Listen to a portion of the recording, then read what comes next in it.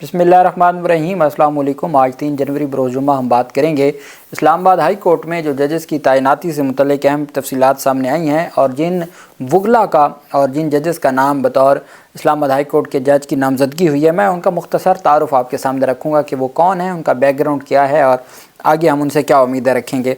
साथ जो अहम पेशरफ सामने आई है वो है जजेस की तैनातियों से मुतल्लिक जो ये कहा जा रहा था कि फ़ौरी तौर पर तैनातियाँ हो जाएंगी। ये तैनातियाँ अब फरवरी तक चलती रहेंगी और ये सिलसिला फरवरी तक जारी रहेगा।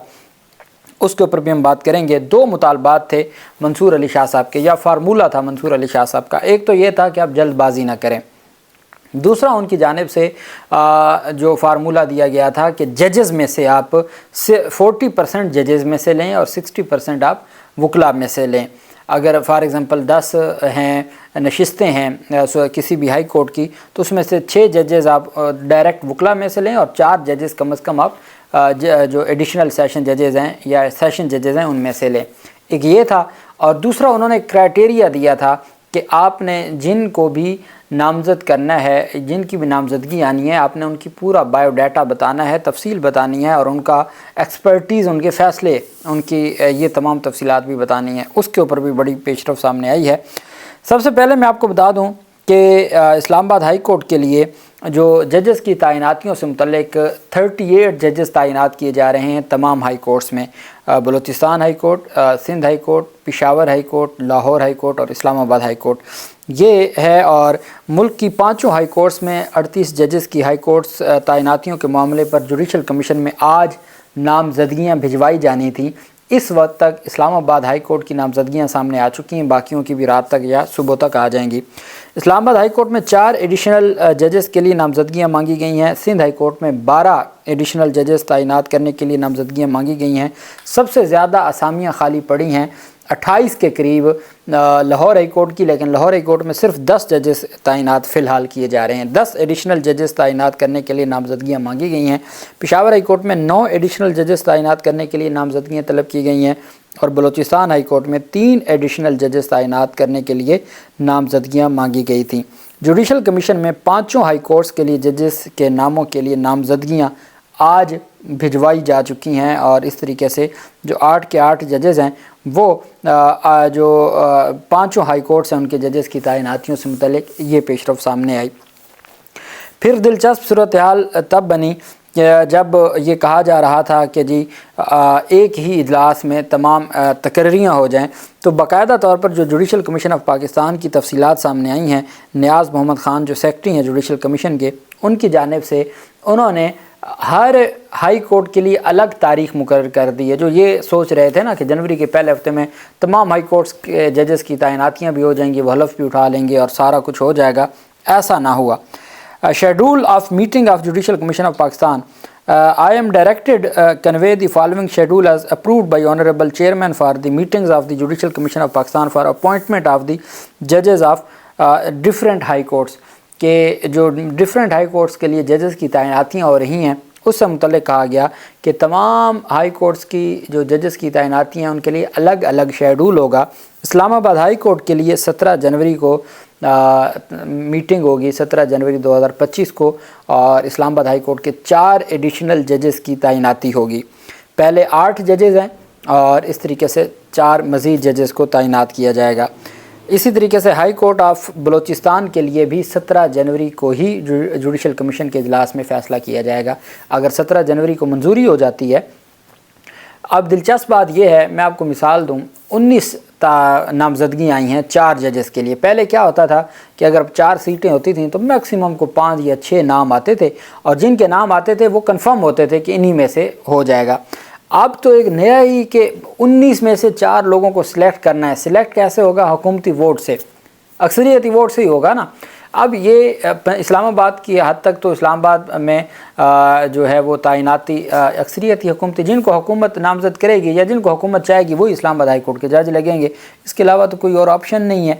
तो ना इसमें भले सीनियर जज एक साइड पर हो जाएं, भले पीटीआई वाले अपोजिशन वाले एक साइड पर हो जाएं, तो अक्सरियती वोट किसका है? हुकूमत का है। तो इस्लामाबाद हाई कोर्ट के 4 जजेस हुकूमत अपनी मर्ज़ी के ले आएगी। अब आगे जो नामज़दगी हुई हैं वो भी मैं आपको बताता हूँ।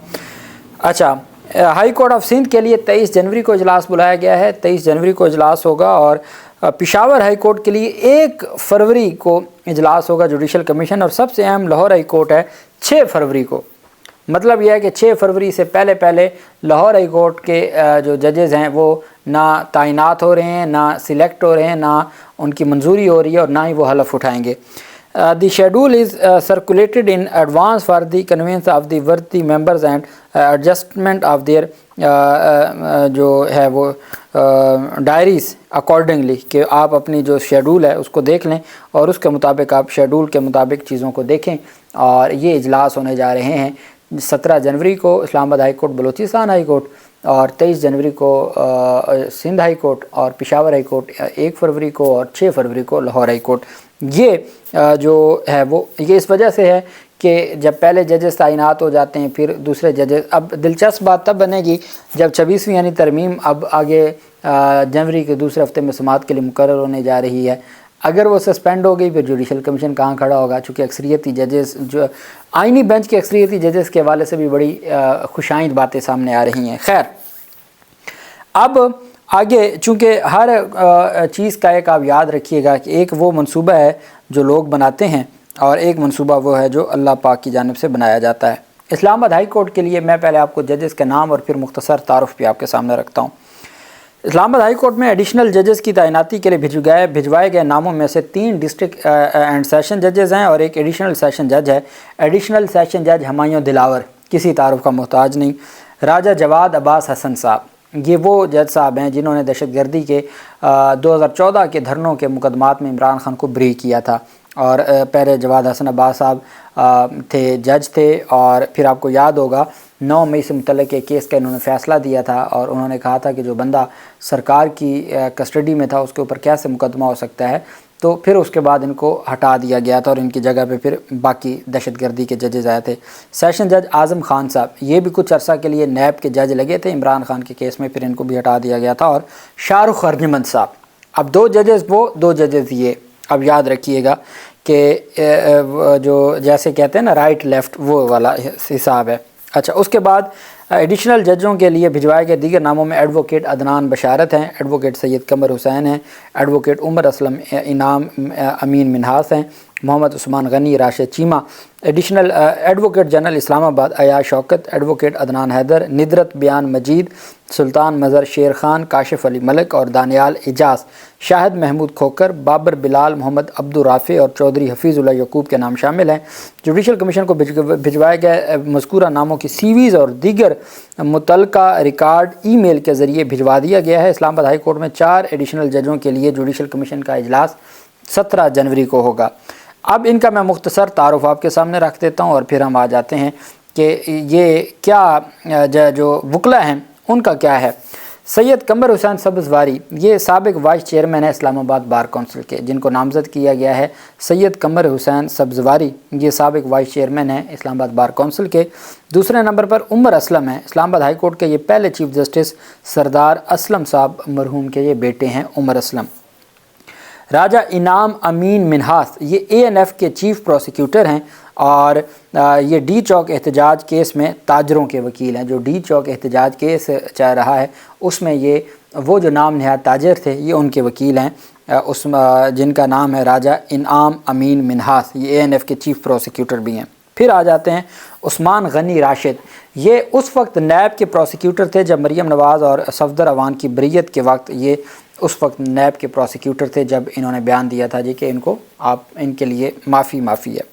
پھر اس کے بعد ایاز شوکت، یہ موجودہ ایڈوکیٹ جنرل اسلام آباد ہیں۔ پھر ہمایوں دلاور کو آپ جانتے ہیں جنہوں نے عمران خان کو 3 سال کی سزا دی۔ پھر اعظم خان ہیں، ڈسٹرکٹ اینڈ سیشن جج ہیں۔ شاہ رخ ارجمند جو ابھی توشہ خانہ 2 کیس والے ہیں۔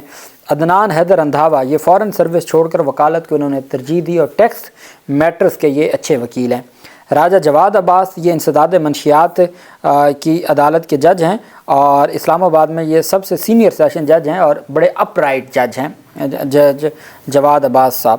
کاشف علی ملک، یہ سابق لیگل ایڈوائزر ہیں CDA کے، یہ بیسیکلی چودھری نثار علی خان کے بھانجے ہیں، لیکن اور یہ گورنر پنجاب کے بھی قریبی عزیز ہیں، لیکن ایک بات ہے کہ کاشف ملک کا اپنا ایک جو نام ہے اور اپنی جو انہوں نے محنت کی ہے اور ایک وہ لائق آدمی ہیں اور لائق جج ہیں، اس وجہ سے ان کا بھی نام سامنے آیا ہے۔ چودھری حفیظ اللہ یعقوب یہ ڈسٹرکٹ بار کے سابق صدر ہیں، چودھری حفیظ اللہ یعقوب جن کا نام سامنے آیا ہے۔